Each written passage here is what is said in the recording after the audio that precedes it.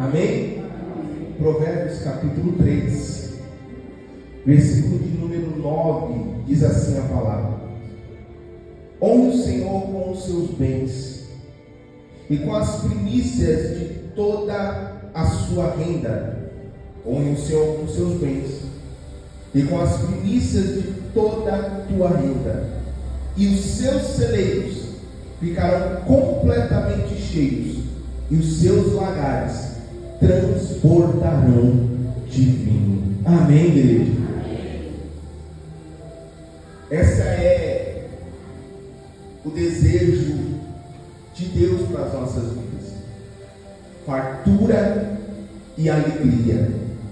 Porque quando a Bíblia declara que os nossos celeiros se encherão de fartura, a tua casa viverá a abundância de Deus. Quando ele fala que os lagares se encherão de vinho, ele fala sobre alegria, e a tua casa será uma casa alegre. Amém? Você recebe essa palavra do Senhor? Porque talvez hoje, essas duas coisas ainda não estejam na tua vida, ou só uma delas, mas pelo nome poderoso de Jesus Cristo haverá fartura e alegria sobre a tua casa e sobre a tua vida. Mas mais do que isso, mais do que as bênçãos, mais do que os celeiros cheios, mais do que os lagares transbordando de vida, haverá Jesus na tua casa e na tua vida. Amém, igreja? Feche teus olhos, vamos falar com Deus. Pai amado, Deus maravilhoso, Deus bendito, Pai, nós nos colocamos diante da sua presença, e nesta manhã de domingo, Senhor, nós estamos aqui para ouvir a tua palavra, não para ouvir o homem ou as palavras do homem, mas a tua palavra, Pai. Então fala com a tua igreja, fala com o teu povo, nos ministra, nos alimenta, nos corrige se necessário for, Pai. Por isso, esse é o nosso desejo, de ouvirmos a tua voz neste momento. E assim, Pai, te pedindo, já te agradecemos. Amém. E graças a Deus. Amém. Você pode aplaudir bem forte em nome de Jesus Cristo. Glória a Deus. Amém.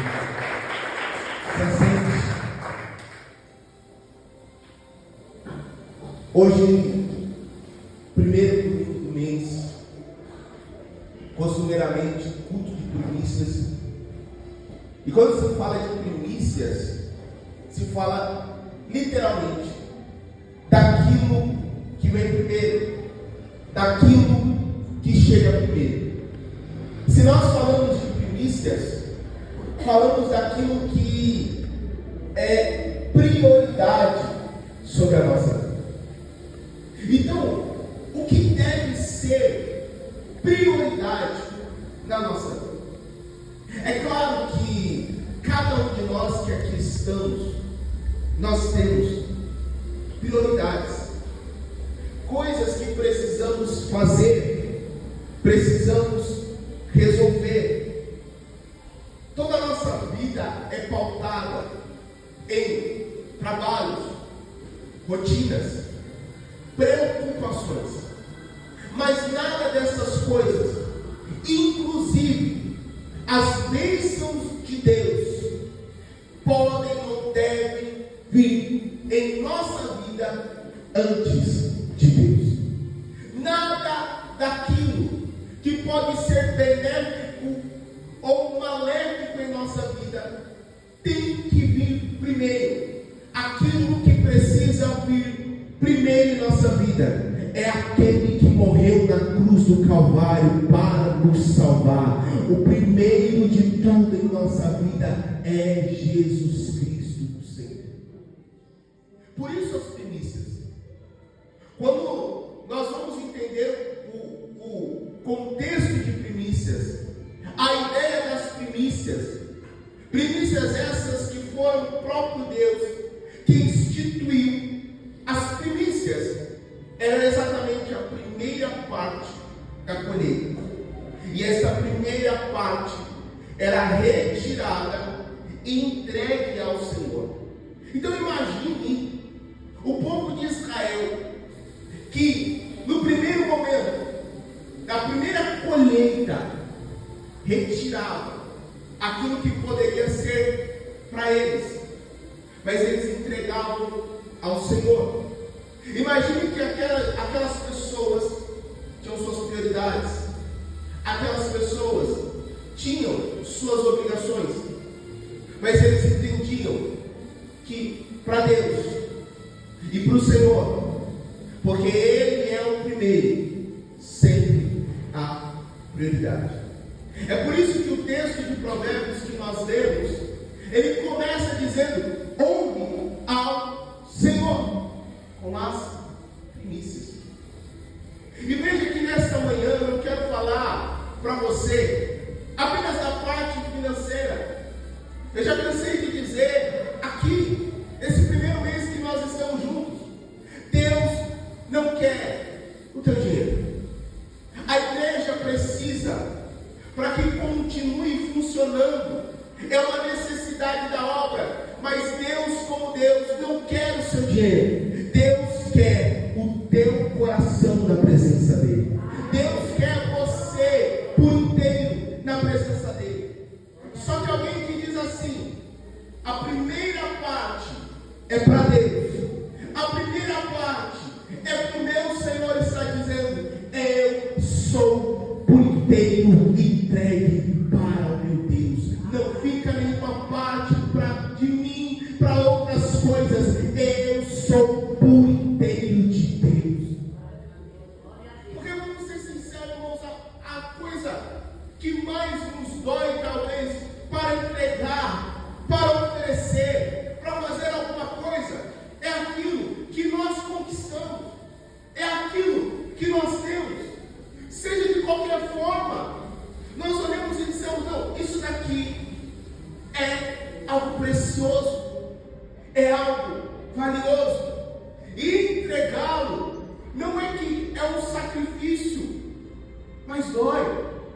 E quando nós decidimos: não, para Deus eu entrego a minha vida por inteiro, eu estou colocando nas mãos de Deus tudo aquilo que é meu. Eu estou dizendo: Senhor, eu confio em Ti, eu confio em Ti. E era isso que a oferta das primícias significava. Era antes de vender, antes de fazer qualquer espécie de troca, era dizer: Senhor, primeiro eu lembrei de Ti, primeiro eu confio em Ti, primeiro eu farei para Ti. Nós não podemos acostumar a dar nada para Deus daquilo que sobra. Muitas pessoas dão o tempo que sobra para Deus. Pastor, se hoje der para mim, para a igreja, eu vou. Está dando o que sobra para Deus. Se der, eu vou. Se não der, tudo bem. Deus não entende. Deixa eu te dizer: pare de dar o resto para Deus. Pare de dar o que sobra para Deus. Pare de dar o resto do teu tempo. Pare de dar o resto da tua vida. Começa a dar a prioridade de Deus para tudo na tua vida. Começa a dizer assim: não, hoje eu vou para a presença de Deus. Hoje eu vou para a igreja. Hoje eu estou disposto, eu vou. Hoje eu não vou orar se der. Se eu chegar e não estiver tão cansado, eu oro. Não, eu acordo e digo assim: Senhor, eu já vou entregar as primícias dos meus dias na tua presença.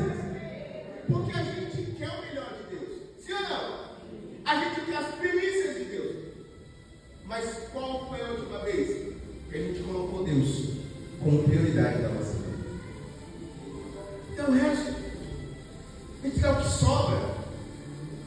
A gente olha para a nossa semana e o que sobra, às vezes, é o domingo. E eu não posso querer dar só o resto para Deus. Eu não posso querer dar o resto para aquele que me deu prioridade.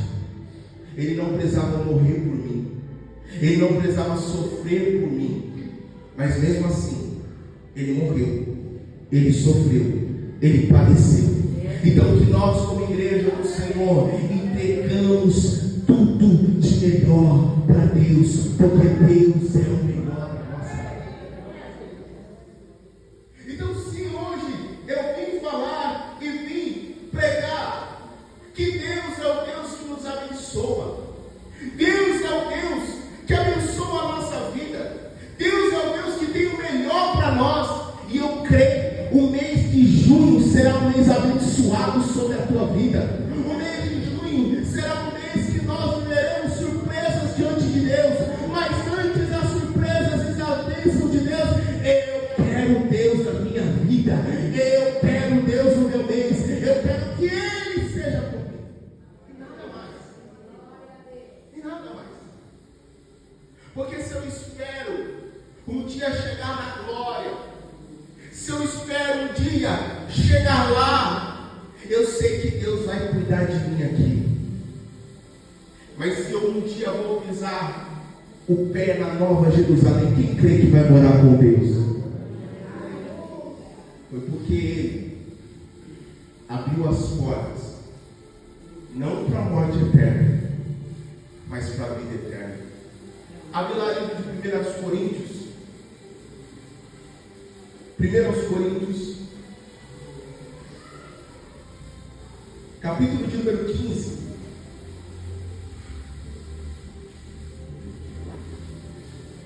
Primeiros Coríntios, capítulo 15,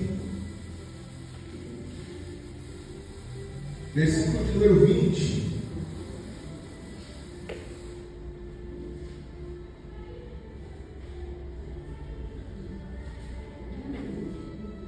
Primeira Coríntios, capítulo de número 15, versículo de número 20.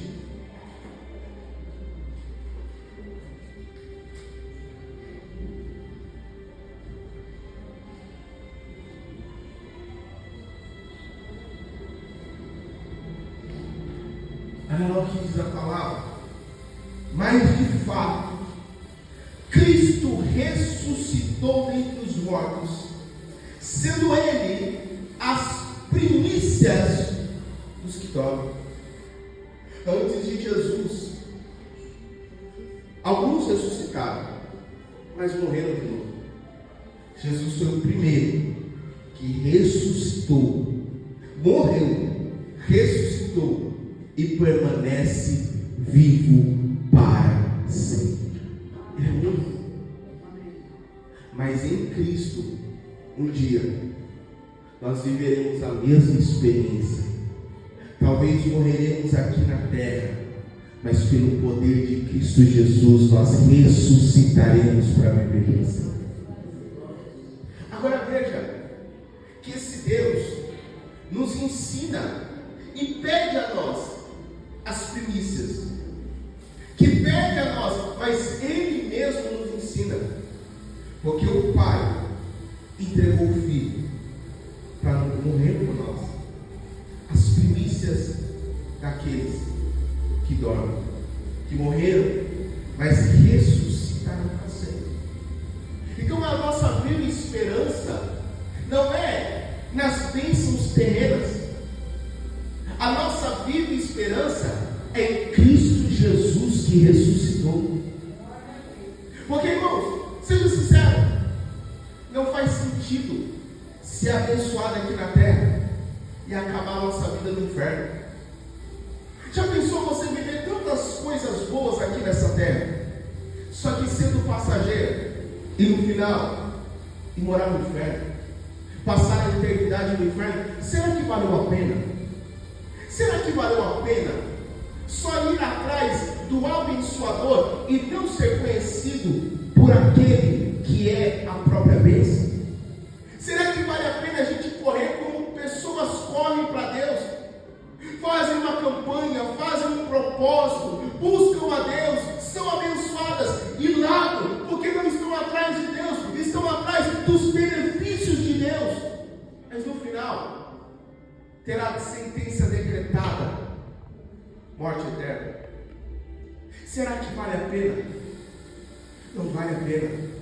Pastor, o senhor está querendo dizer então que Deus não vai me abençoar mais? Não, estou dizendo que a nossa prioridade é buscar ao Senhor, é buscar a Deus, porque tem muitas pessoas que se preocupam em buscar as bênçãos e esquecem de buscar a Deus. Mas eu posso te contar um segredo nessa manhã: busque ao Senhor, porque Ele mesmo disse: se aquele que me buscar, e me buscar de coração, vai me achar. E mais do que isso, Ele deixou bem claro: buscar primeiro o reino do céu, a sua justiça, e as demais coisas vos serão acrescentadas. Sabe o que Deus está dizendo? Sabe o que Jesus está declarando? Não se preocupa e coloca como prioridade na sua vida e deixa que do resto eu cuido. Já percebeu que os nossos dias são cheios de preocupações? Como é que eu vou fazer isso? Como é que eu vou fazer aquilo? Como é que eu vou resolver isso? Meu Deus, estou atolado de coisas. E a gente esquece de Deus. E no final, na maioria das vezes, tudo não se resolve. E a gente ainda fica com a cabeça quente e ainda longe de Deus. Começa a fazer nesse segundo semestre de 2025 o contrário. Começa a colocar Deus na frente. Começa a colocar Deus na prioridade. E você vai ver, Deus vai cuidar daquilo que é dele. Vai dizer: Senhor, vou te colocar de volta onde o Senhor nunca deveria ter saído da minha vida. Prioridade. Prioridade. E não tem pessoa melhor para cuidar do que é nosso, do que o nosso próprio Senhor e Salvador Jesus Cristo. Isso é tão verdade, irmãos, que quando a gente vai para a igreja, a gente larga os vícios. Você já parou para fazer a conta? Quanto é que você gastava no mundo quando você não conhecia Deus? Já parou para fazer a conta? Porque a primeira coisa que a gente diz quando chega na igreja, ou antes de ir para a igreja, quando alguém ouve assim: quando você for crente vai ter que devolver o dízimo, viu? Aí onde? O quê? Isso, aquilo. Já fez as contas? Que mesmo hoje, provavelmente você devolvendo o santo dízimo todo mês, não chega nem perto do que você gastava no mundo. E a gente gastava para destruir a vida em vícios, em coisas que não frutificavam. E Deus nos libertou de tudo isso, meu irmão e irmã. Por isso que eu digo, quando a gente vem trazer algo diante do Senhor, a nossa oferta, o nosso dízimo, a nossa vida, não é por obrigação, é por gratidão. Porque Deus não quer nada obrigado, nem você quer ninguém do seu lado obrigado. Deus também não quer que você faça nada para Ele obrigado, mas é dizendo assim: Senhor, eu sou grato a tudo que o Senhor fez na minha vida. Estar aqui nesse culto não pode ser uma obrigação. Você não pode vir para um culto e dizer: eu estou indo porque eu tenho que ir. Não, tira isso do seu coração. Porque se for para vir assim, irmão, é melhor não vir. É melhor não vir. Chegar na igreja e dizer assim: eu tenho que ir, senão se o pastor vê que eu não estou indo para a igreja. Não faça isso. Venha dizendo: Senhor, eu estou indo por tua causa. Senhor, eu estou indo por ti. Pai, eu vou, porque não foi o pastor que morreu na cruz por mim, foi o Senhor, e eu sou grato ao Senhor. Quem é grato ao Senhor? Somos gratos a Ele. Por isso a gente vem, a gente louva, a gente ouve a palavra, porque Ele é mais importante do que tudo na nossa vida. Abre comigo o livro de Filipenses. Filipenses capítulo de número 3.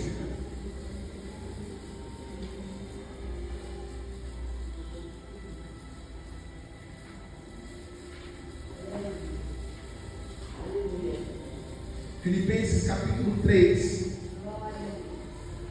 versículo de número 8. Ou melhor, versículo de número 4.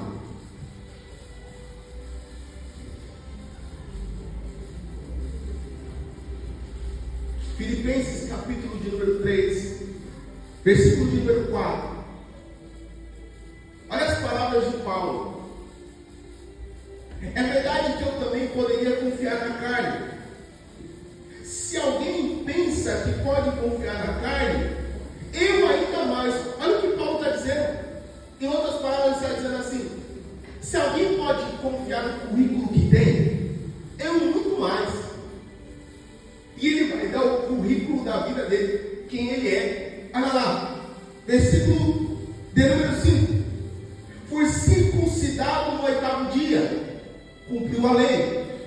Todo homem, todo menino, ao 8º dia, era circuncidado em Israel, para que tivesse o sinal da aliança. Ele está dizendo, pela aliança, eu estou nela. Ele ainda vai dizer, sou da linhagem de Israel, da tribo de Benjamim. Para você entender o que ele está dizendo, quando o povo foi para o cativeiro, principalmente para o cativeiro persa, mas eles foram metade para a Pérsia, metade para a Babilônia como cativos. E lá, estando lá dentro, eles começaram a se misturar, coisa que Deus nunca mandou eles fazer, casando com os povos que também eram escravos, com os babilônicos, com os persas, e houve uma mistura. Então, quando eles saem do cativeiro, eles saem misturados. Só que duas tribos não se corromperam, continuavam com uma linhagem judaica pura: a tribo de Judá e a tribo de Benjamim, a única. O que Paulo está querendo dizer é, além de ser circuncidado no 8º dia, eu faço parte da tribo que é uma tribo pura. Eu não sou um judeu misturado, eu sou um judeu puro. Ele está dando o currículo dele, ele está mostrando quem ele é. Ele ainda vai dizer, sou hebreus de hebreus. Quanto à lei, eu era fariseu. O fariseu, naquela época, era o maior partido religioso de Israel. Conheciam das leis, dos mandamentos, regiam Israel, não só politicamente, mas religiosamente.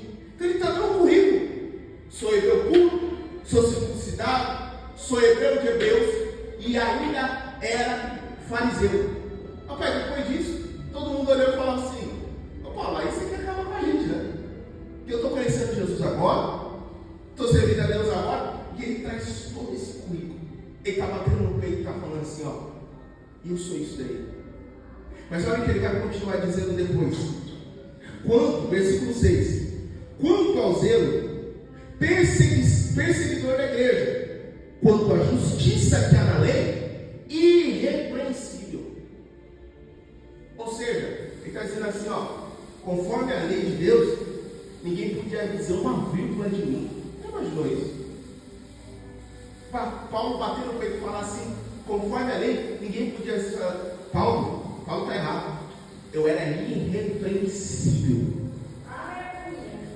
Mas a grande questão é o que ele vai dizer no versículo de número 7. Ele está pegando todo esse currículo na mão. E olha o que ele vai dizer, versículo 7.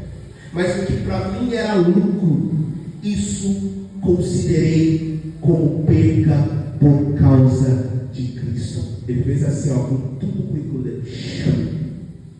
Em outras palavras, tudo isso daqui para mim é lixo. O que importa na minha vida é ter Jesus Cristo. Tem algumas traduções da Bíblia que está escrito assim: considero tudo como esterco. Considero tudo como esterco. Isso não importa, não vale nada se eu não tiver Jesus Cristo. A mesma coisa são as coisas que nós temos na nossa vida ou podemos conquistar. Só faz sentido se tiver Jesus Cristo na nossa vida. Do que importa eu ter uma casa boa se Jesus não estiver na minha casa? Do que importa eu ter um carro do ano se Jesus não estiver na minha vida? Do que importa ter uma conta bancária milionária se Jesus não for o dono da minha vida? Isso só faz sentido se Jesus estiver comigo. O que eu quero dizer é: Deus quer abençoar a tua vida. Deus quer te ver abençoado, Deus quer te ver próspero, Deus quer te ver feliz, mas isso só faz sentido se Ele estiver na tua vida, meu irmão. Tira Jesus da equação. Faz sentido eu ter alguma coisa nessa terra? Não faz. Só faz sentido. Porque todo dia quando a gente chega em casa, fala: Senhor, muito obrigado. Deus, muito obrigado. Eu chego em casa e a primeira coisa que eu falo: Senhor, obrigado. Porque o Senhor me levou, o Senhor me trouxe de volta. Sabe por que faz sentido a gente ter uma família? Porque Jesus está na nossa família. Sabe por que faz sentido todas as coisas que você conquistou? Porque além de Deus ter te dado força e saúde, Ele estava com você na jornada e na caminhada. Ele é as nossas primícias. Se nós podemos sim, no altar de Deus, oferecer as nossas primícias, não fica triste. Pastor, mas aquela primícia talvez faria falta. Aquele valor do meu santo dízimo, da minha oferta fará falta, não vai fazer. Porque em compensação, quando você oferece, quando você entrega, Jesus, Ele ocupa o espaço das primícias. Ele diz: eu sou a sua primícia. Se você trouxe a primícia, não fica triste não. Eu sou a sua primícia. Eu sou a sua primeira parte. Eu sou a tua boa parte. A gente não se entristeça com as dificuldades, com as lutas. Elas não são maiores do que o nosso Deus. Elas não são maiores do que o Senhor que trouxe a gente até aqui. Que a gente talvez já pensou: não vou chegar nem em 2025. Olha a gente aqui. Olha a gente aqui de pé. Sabe por quê? Porque Jesus tem sido a tua fortaleza e o teu sustento. Deixa eu dizer uma coisa para você, meu irmão, minha irmã. Sabe por que você já foi tão abençoado na tua vida? Independente das lutas, não é porque você decidiu barganhar com Deus: eu dou e Deus dá para mim. Não, não, não. É porque você colocou Jesus como prioridade. E a primeira coisa que acontece quando a gente coloca Jesus de escanteio, as coisas começam a dar errado. As coisas não vão para frente. Porque a gente colocou Jesus de lado. Jesus é prioridade. E quando o Senhor é prioridade, as bênçãos dele começam a se manifestar na nossa vida. Volta lá comigo em Provérbios, capítulo de número 3.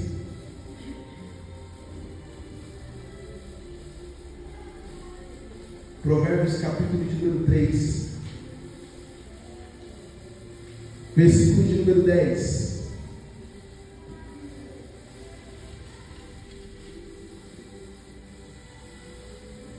Provérbios, capítulo 3, versículo de número 10, diz assim: e os seus celeiros ficarão cheios, e os seus celeiros se encherão. Veja que o versículo de número 9 diz: honre o Senhor com a renda, com as primícias da sua renda, dos seus bens. Mas o versículo de número 10 está dizendo: os seus celeiros estarão cheios. Como é que isso pode ser possível? Porque vamos lá, se você tira uma parte do teu salário, do teu bem, da tua renda, aquilo falta.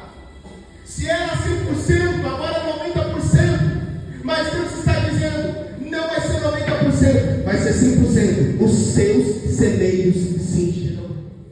Não vai ser 70%, 50%, é 100%. Porque uma vida entregue no altar não é uma vida de barganha, é uma vida que sabe que é dependente de Deus. Quem aqui já plantou alguma coisa? Já plantaram hortinha, tomatinho, milho, alface? Como é que é? Pega lá a semente, joga na terra, rega e depois? O que você faz depois disso? Não, até nascer. Você plantou, regou e você faz o que depois?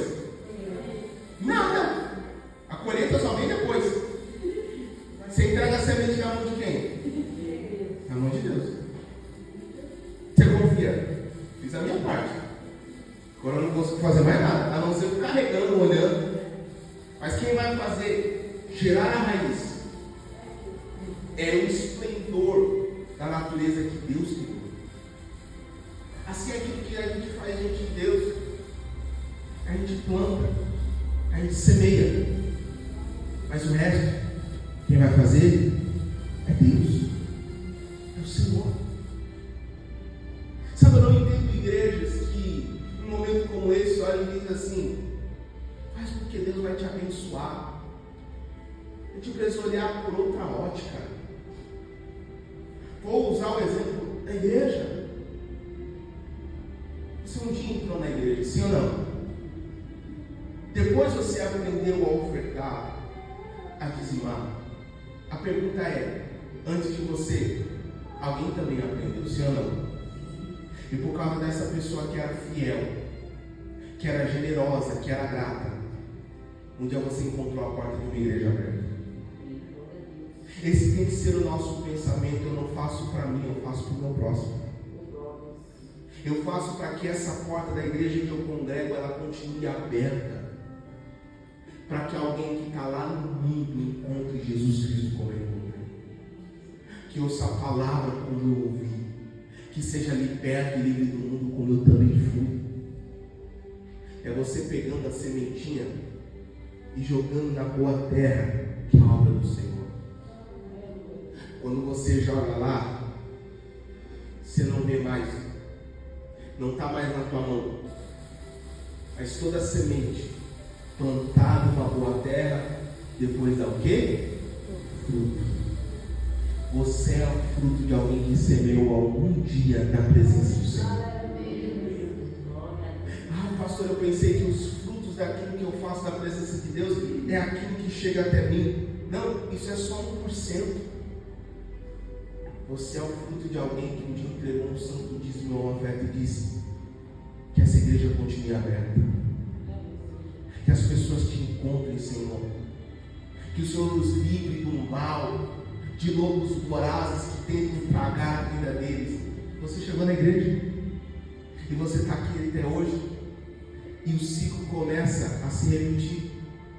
Todo mês você traz as suas primícias, e sempre tem alguém pela primeira vez entrando por aquela porta, pelas portas das outras igrejas, não só do nosso ministério, mas do ministério Paz e Vida também, recebendo a palavra de Deus, recebendo a palavra do Senhor, se libertando, se convertendo, se batizando e transformando a vida. Quem é que fez isso? Deus. Eu só fui aquele que plantou a semente, mas quem deu todo o crescimento, como o apóstolo Paulo diz, é o Senhor. Então, quando eu sou fiel ao Senhor com a minha vida, com a minha vida, eu já falei aqui no altar dessa igreja, Deus não está à venda.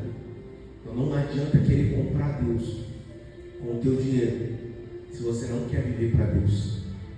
Porque tem muita gente que pensa assim: eu vou viver minha vida, mas eu não deixo de faltar o dízimo. Você está querendo comprar Deus, e Deus não se compra, porque Deus não está à venda. Você pode querer comprar a igreja, comprar o altar, mas Deus não está à venda, meu irmão, minha irmã. Deus vê o teu coração, Deus vê a tua alma, Deus vê o que tem aí dentro, o que eu não posso ver, o Senhor vê.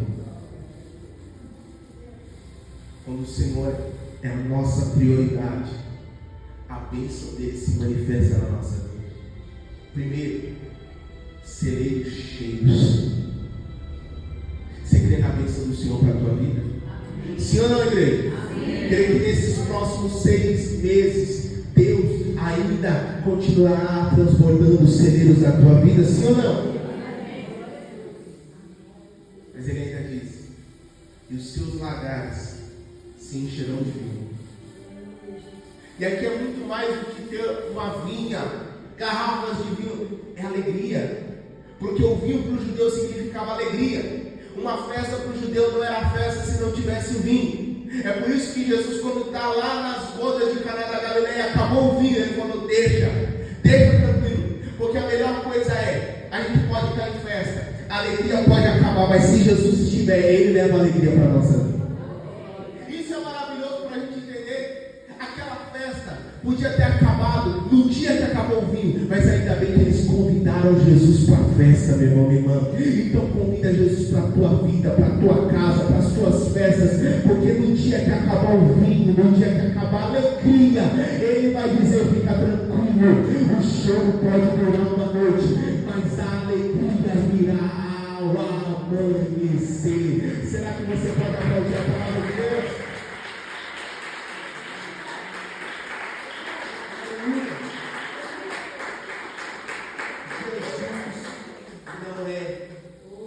Da nossa bênção, Ele é a nossa própria bênção. Jesus não é fonte de bênção, porque a fonte você pega e vai embora. Ele é a própria bênção, e se Ele estiver conosco, a gente fica tranquilo, a gente fica em paz, a gente busca Ele, e o resto deixa que Ele cuida. E o resto deixa que Ele faz. Que esse mês de junho seja marcado na tua vida por algo extraordinário. O que, pastor? Buscar mais o Senhor. Buscar mais a Deus. Eu não estou falando de ser religioso. Estou falando de ser cristão. De fazer para Deus independente do que os outros estão fazendo. Fazer para Deus independente se os outros vão ver. Faça para Deus porque você o ama e você quer Ele cada vez mais na tua vida. Aí você vai ver que a maior primícia ela está na nossa vida. A maior primícia está no Senhor. O nosso Deus disse que se Ele for a prioridade da nossa vida, se nós obedecemos a Ele, comeremos o melhor dessa terra, sim ou não? Porque o melhor dessa terra começa tendo Deus no nosso coração. O melhor dessa terra começa tendo Deus em nossa vida. Porque só faz sentido olhar para tudo que a gente conquistou se a gente encontrar Deus no meio de cada coisinha que a gente conquistou nessa terra. Que Ele seja cada vez mais a prioridade da tua vida e da tua existência. Amém? Você pode aplaudir bem forte o Senhor Jesus?